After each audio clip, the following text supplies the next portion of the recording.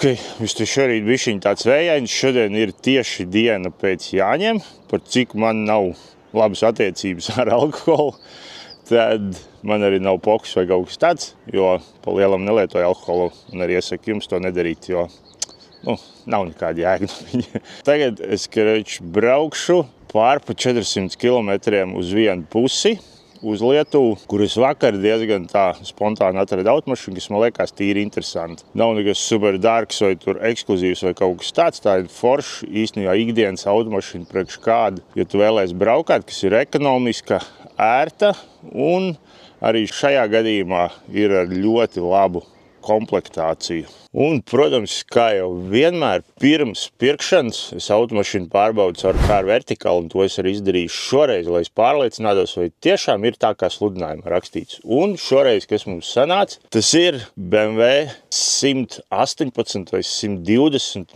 kur viņu vērtē, jo šitas ir 2 litru motors ar 105 kW. Viņi nāk ar vēl mazāk un nāk vairāk kilovatiem. Noskrējiens ir tāds kā minēts, kad ir reģistrēts, kaut gan tā līkna ir tāda ļoti strauji, bet pa daudziem gadiem izreiķinot, tā varētu būt. Un otra lieta, ko es ieraudzīju, kad ir bijušas 3 avārijas, kas liecina, ka pēdējā avārija ir reģistrēta tā, kā tas ir. Viss kārtībā, un iepriekšējās 2 ir bijušas kaut kad senāk, bet secinot, ka automašīnas vecumu pret izmaksām, tas nozīmē, ka tur nekas nav bijis daudz, jo Vācijā šādi remonti ir ļoti dārgi. Tā kā aprēķinot pēc tā, mēs zinām, ka automašīnai nav bijušas nekādas lielas avārijas. Un pārējais viss jau arī forši sakrīt, tā kā visu ir čotko var apstīties arī automašīnas apmēram to vērtību un citas daudzas lietas. Tā kā jā, izmantojot man atlaižu kodu Perfection 86, jūs iegūsiet 20% uz šādu veidu pārbaudi un iegūsiet daudz foršu informāciju. Kā jūs tikko redzējāt Car Vertical atskaitē, tad es braucu pirkt BMW 120. Es neteiktu, ka tā ir mana favorīta mašīna, bet ikdienas pilsētas mašīna viņa ir ļoti, ļoti labi, jo šis motors nāk iekšā tajos pašos 3. BMW, arī 5. tā arī nāk X3.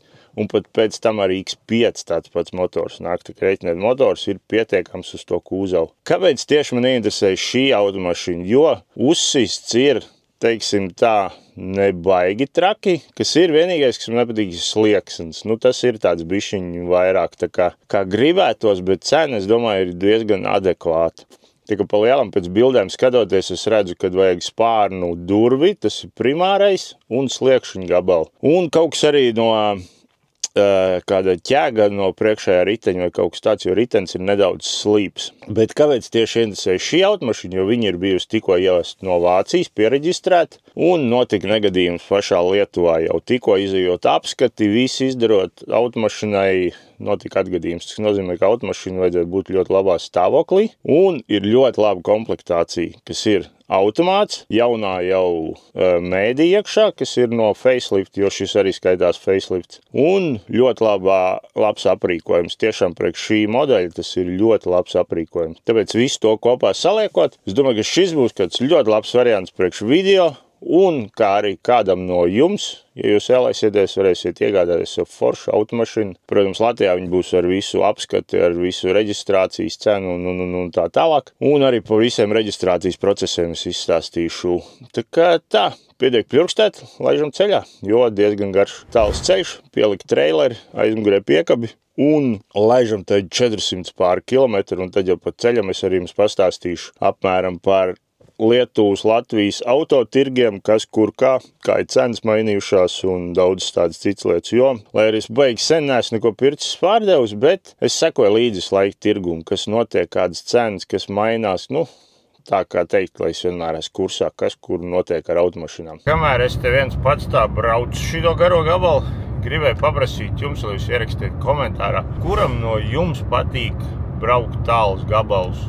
Vai jums patīk labāk braukt kompānijā vai vienam pašam braukt? Labi, dažreiz tā, bet lielākoties tie, kas brauc tāds tālāks gabals biežāk, kā jums patīk? Un vai ir tādi, kam vispār nepatīk braukt, kā pirms manai sievai, viņai nepatīk personīgi tāls gabals braukt, bet man atkal rītīgi patīk, ja godīgi jūs var pateikt. Jo es braucu, sevišķi ar tādu automašīnu, kas man patīk, es tāls gabals braucu ļoti labprāt, un sevišķi arī ir tā, ka, ja tas ir darba darīšanās, un tā man patīk vienam braukt. tad es varu, tā ir tāda lieta, ar ko es varu tā kā relaksēties. Es nezinu, man tas laikam brīžiem tā kā vajadzīgs vienam pašam ritīgo gabalu braukt, klausīties mūziku tādu, kā es gribu, tik skaļi, cik es gribu. Man neviens neuzdod jautājumus nekādus. Un tad tu visu to ceļu tās stundas vienkārši kaut kā pats ar sevīm laikam, nezinu, tā kā atpūties no visu. Nu, vismaz man tā ir, jo, jā, man tiešām patīk, bet tagad šodien es braucu, visu daru tikai vienīgi, ko es gribu, man viens neko neprasa. Es klausos mūziku un daru visu, ko es vienkārši pats gribu. Un izbaudu, var teikt, dienu. Jā, tā kā ar jums ir īsti? Jums patīk vienam braukt, nepatīk? Droši ierakstiet komentārā, variet arī uzrakstīt garāk, jo ir ļoti interesanti palasīt komentārus un saprast, kas citiem patīk un jā, kad padalīties savā pieredzē. Ko iebraucām jau Lietuvā, jo no Liepājas Lietuva īstenībā nav tālu, tur 60-70 km un tad jau 7:30 un esam jau Lietuvā. Jā, un tāds izskatījās Latvijas-Lietuvas, kā teikt, robežu kontrolpunkts, kas bija agrāk. Tur īstenībā agrāk bija nenormāli liela ēka, vismaz Latvijas pusē uzcelt jau un tādu tur ar iebrauktuvēm ar visu un viņi paņēma vienkārši un nones nost. Kaut gan es domāju, viņi arī atstāt viņu izmantot kaut kādā veidā. Jo lietuvieši pa lielam savā pusē atstāja gan kafejnīti, gan vispārējo, kā bija iepriekš tur. Tā kā, jā, bet tagad īstenībā no Rucavas tur līdz pat robežu pilnīgi jauns asfalts. Kaut gan iepriekš, ja godīgi, tur arī bija labs asfalts. Tāpēc tā brīžiem baigi interesanti, kā viņi to asfaltu lej. Jo ir daudz vietas, kur ir uzliets asfalts, kur, tiešām bija tāds, ka nevarētu sūdzēties, bet tur ir vienkārši uzliets jauns un ir citur, kur nav. Bet, labi, tas kaut kāds pašvaldības un visas tās lietas. Ko mums ir checkpoints, jāiepūš trubiņā, izskatās, ka būs. Šī nav pirmā reize, ka šī vietā īstenībā. Un redz, kur ir vēl viens pierādījums, ka nevajag nodarboties ar alkoholu, jo braucot pēc trešdienas rītā 8 praktiski, neiedomātos, ka būtu checkpoints. Ne, tur brauc uz Pohām, tad pēc jāņem pofīgi, es tur aizbraukšu uz Lietuvu. Un takts, viss beidzās, jo Lietuvā, man liekas, ir ierobežojums pat mazāks nekā Latvijā. Pat laikam mazāk var dzert, vai kaut kas tur tāds bija. Un jā, būtu iekrits, redzēt. Tā kā, jā, nedzert katrā gadījumā ir lētāk un veselīgāk viennozīmīgi. Un ziniet, kas man vēl viena lieta patīk, šeit Lietuvā uz ceļiem ir, es teiktu, tāda ļoti liela kultūra, kad vienam pret otru ir tāds, ne jau respekts vai kas, bet viņi tā arī pieraduši, kad braucot šido šosei, kas ir 120, 130 ir atļautais, nezinu, man šobrīd mašina rāda 130, kad ir atļautais. Un šeit lielāko daļu visi, ir fūras, protams, kas brauc 90, tas jau ir, viņas nedrīkst ātrāk. Bet šeit lielākā daļa visi brauc tāds 150, 160, citreiz arī ātrāk. Un tagad arī bija, pieņemsim, variants, kas ir uz ceļu, bieži saskarēts, ka 2 fūras brauc vienu otrai garām, un tad tas aizņem miljonus kilometrus, kamēr viņas apdzer. Jo idejiski viņas brauc ar vienu ātrumu, protams, un tad, protams, grūti apdzīt. Vai šeit tikko bija variants, kad viena fūra iet otrai garām, un tai, kurai iet garām, viņi vienkārši piebremzē uz brīdi, palaiž otru fūru garām, un tā nostājās priekšā, un viņas brauc tālāk. Un tas ir tas, kas ir respekts, bet nevis tā kā Latvijā, es nezinu, tur ir izteikts tas, kad viņš spiedīs 91 tikai, lai tikai nepalaist to otru garām, un tas tāds stulbums. Un šeit arī braucot pa vienu joslu, ja redz, ka kāds nāk aiz muguras, tūlīt iestav garām, vienkārši pabrauc malā un palaiž garām. Un viss aizbrauc, viss kārtībā. Un tas tik atvieglo īstenībā braukšanu, jo tas tā autokultūra tādā ziņā ir ļoti svarīga, es uzskatu. Un pārvietoties ir daudz vieglāk, mazāk stress, un viss notiek. Un neviens nav abižots, visu izvēlēs pats kādu ātrumu, tu gribi tādu, tu brauc. Nevis tikai Latvijā palielami. Tas tur brauc ceļš, ja tu apdzen kādu, viņš tev vēl mirkšķina. Ko tu mirkšķina? Brauc tu arī ātri, kad tu tur, Es neesmu sapratu tos mirkšķinātājs, kas valkās lēnu, labi, viņš brauc ar atļauto. Es tur braucu ātrāk, un kad viņu apdzen, viņš baigi izrāda savu kaut kādu neapmierinātību, ka viņš ir apdzīts. Nu, kāda tev atšķirība, nu? Tu brauc savu ceļu, es savu ceļu, un par to vispār nebūtu jāuztraucās. Tā kā, jā, nu, tās tāds mans 2 kapeikas, kā teikt, par autoceļiem un vispār to, kas tur notiek uz viņiem. Nu tā, pusceļš ir nobraukts, 200 km jau ir, kad teikt, aiz muguras. Pirmais krosāns apēsts, pa ceļam izkāpu. Bišķiņ šeit apstājos, izkustināja vecos kaulus, uzeid, un tagad jālaiž tālāk, jo apakaļ jau tik ātri nevarēs braukt, ka būs piekaba uzkrauta. Tagad tad 140, 150, nu diezgan viegli iet, bet apakaļ noteikti būs jāčunčina uz 100 varbūt. Nu tā, nobraucām no šoseis nost, vējas parādīts ar kaut kādām pilsētām cauri, bet kāds var pateikt, kuriem Lietuvā ir melnie numuri, kādas organizācijas vai kas ir, jo es pat nebiju laikam redzējis, ka Lietuvā ir melnās numurzīmes. Bet, nu, gan jau kaut kādiem ir viņas, kādām organizācijām vai tur, nezinu, ka Latvijā laikam armijniekiem bija, man liekas, jā, bija melnās. Varbūt arī šeit kaut kas līdzīgs ir. Esam ieradušies, jāpagaid, kad atnāks pārdevējs, bet es iegāju mašīnu jau nočakoju. Tūlīt ielikšu jums video nedaudz ar telefonu, piefilmēju ātri, kas un kā. Nu tā, iečakosim, kas mums te ir. Te mums izskatās visu foršu vesels. Buferim. Laikam īstenībā būs vajadzīgs tikai moldings, kas ir baigi labi. Nu, šeit ir tāds bišķiņ neforšāks, es teiktu.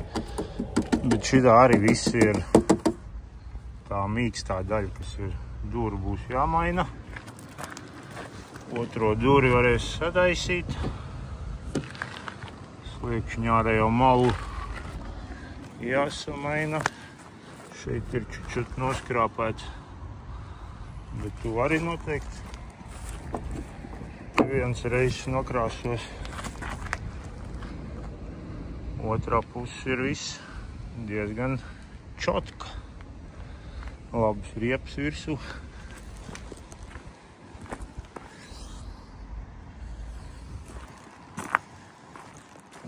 Jā.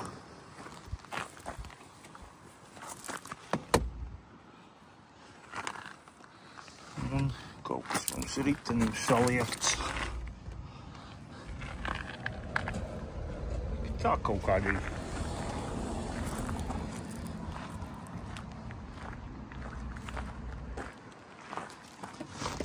Otrs lukturs bija īstenībā bagažniekā, bet cerams, ka tur viss auss nav nolausts. Un vēl es gribētu pateikt lielo paldies Strodo par to, ka atbalsta manas trakās idejas un piedāvā arī jums par superīgākām cenām visādas labas rezerves daļas, pulēšanas lietas, eļas un visu pārējo. Un kā arī izmantojot manu atlaižu kodu Perfection25, iepērkoties virs 50 eiro jums ir piegāde pilnīgi pavēlta uz jebkuru pakamātu Latvijā. Nu, kas var būt labāks par šādiem labiem atbalstītājiem? Un es ceru, ka arī jūs atbalstiet tos, kas atbalsta mani, lai skatāmies tālāk. Mēs jau vispār visumā izskatās, ka ir bijusi tiešām tāda ļoti tīra, smuka mašīna. Tā arī, kā viņš teica, kad ieved no Vācijas. Piereģistrēja, visu sadarīja un sanāca avārija. Tā kā, jā, nu tā arī gadās. Un cerēsim, ka tur viss tehniski ir ok. Un nora boigas veiši. Nu, tāds, kad diezgan nopietns. Bet, jā, ceļā aizgāja tieši 4 stundas un 20 minūtes. Un īstenībā daudz. Jo pēdējais posms, 180 km bija vienkārši pa kaut kādiem maziem ceļiem. Un, jā, apakaļ jābrauc ar Google Maps, jo Google Maps, nezinu, kāpēc citās valstīs labāks ceļus rāda. Tādas foršākas, nevis kaut kādas ātros ar kaut kādiem brikšņiem tur. Un tā, jā, labi. Tā kā skatāmies, kāds tad visi tas auto ir. Un tad jau vēlāk parādīšu vairāk, kad būs savākts. Nu ko, mazais šķīvais BMW dosies uz Latviju. Tā kā jā, visi kārtībā.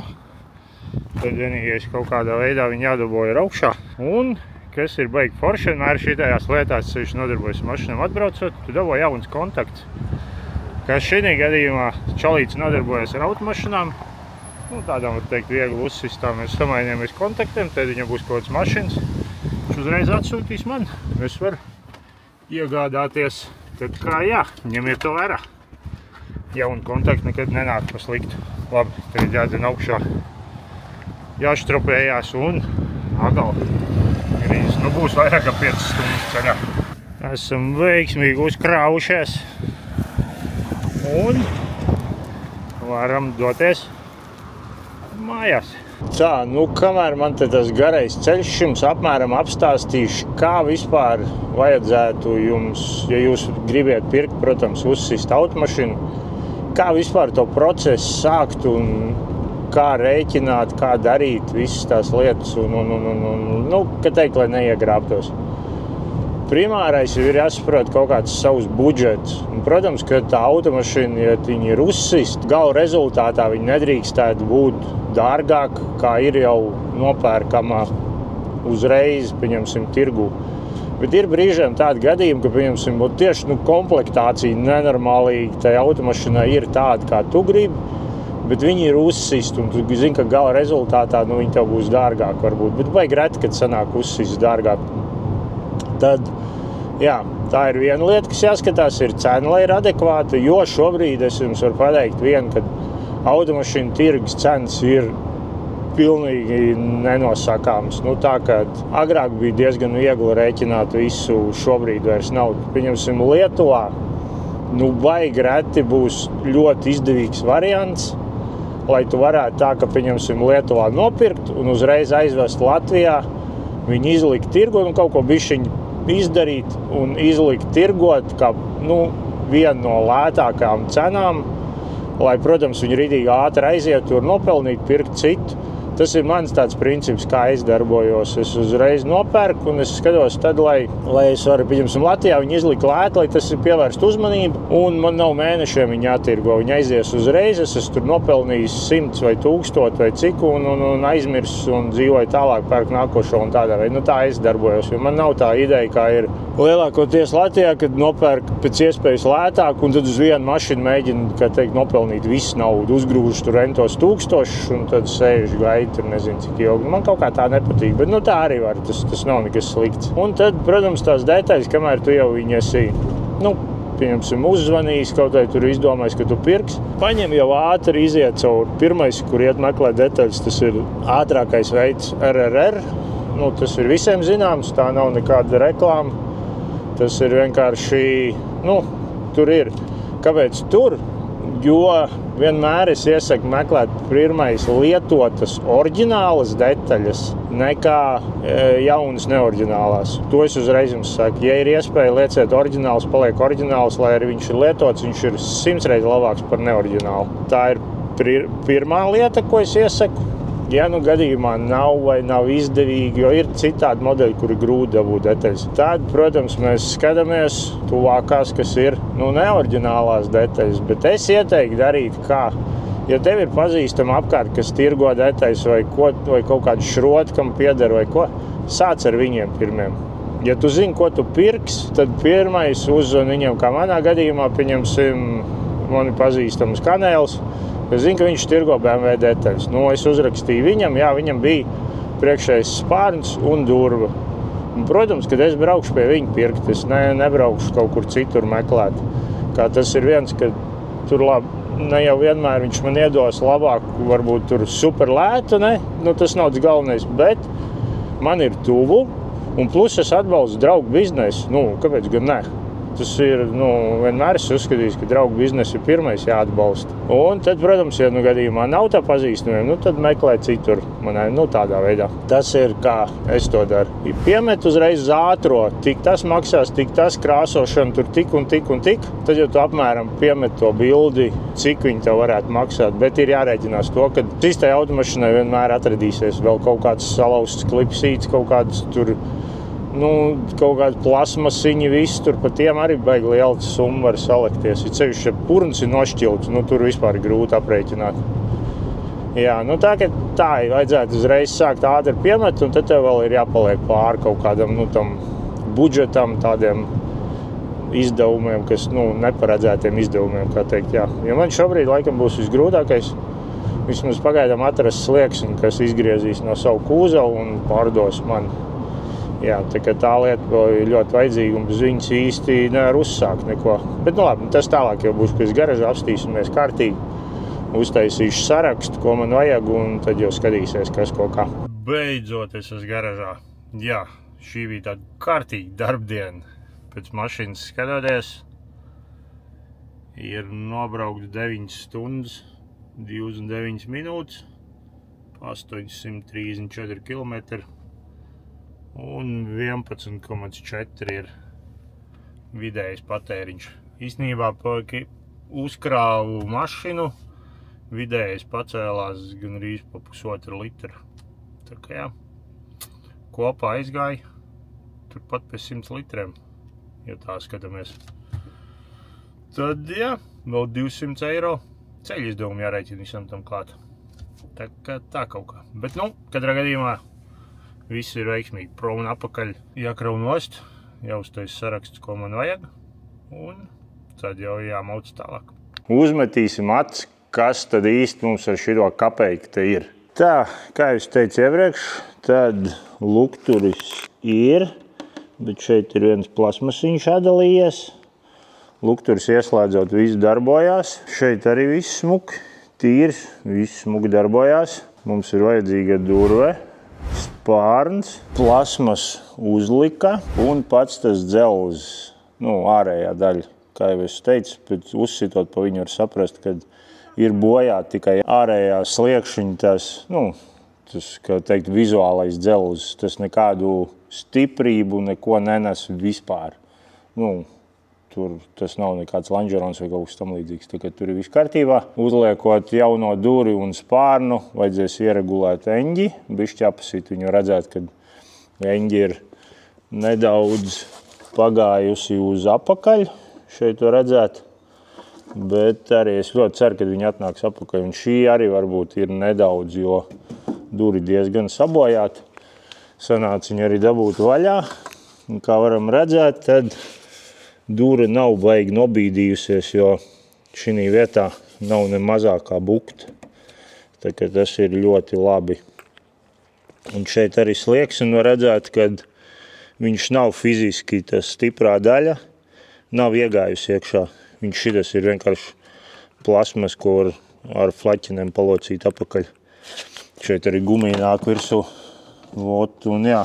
Viena lieta, ko es visur pameklēju, šobrīd sliekšņu gabalu atrast uz sitienu nevar. Durvi es atradu pie kanēļa, spārni arī pie kanēļa, tā kā jums gadījumā vajag BMW detaļas no E-sērijām un uz augšu, nu pa lielam E-sēriju. Tad droši es atstāšu apakšā kontakts, rakstiet Agnim Kaņevskim, viņam ir ļoti daudz detaļas, nu tā, ka tiešām ļoti daudz. Zvaniet, cenas arī superīgas. Tad sliekšņu uzliku es pasūtīju no RR, un viena lieta, ko es varbūt mēģināšu izdarīt, nogriezīšu šo dzelzi nost, atdalīšu viņu un mēģināšu rāmuru maksimāli iztaisnot viņu apakaļ formā, jo pagaidām man īsti nav ko zaudēt, jo man tā detaļa, ja man nesanāks, man vienalga viņi ir jāmeklē, bet idejas, kas varbūt var paprāt viņu iztaisnot, pēc tam varbūt kaut kur piešpaktelēt un tāpat lielāko daļu, viņš noseksies ar plasmas uzliku, tā ka viņi nebūs neredzami nekas, un ja tur būs kaut kāda lieka buktīt vai kaut kas tāds, tas, nu, akla ātrumu nemazinās. Katrā gadījumā pārliecinājos vēlreiz, ka automašīna ir tiešām, nu, šī ir tāda automašīna, ko es varētu saukt par labu.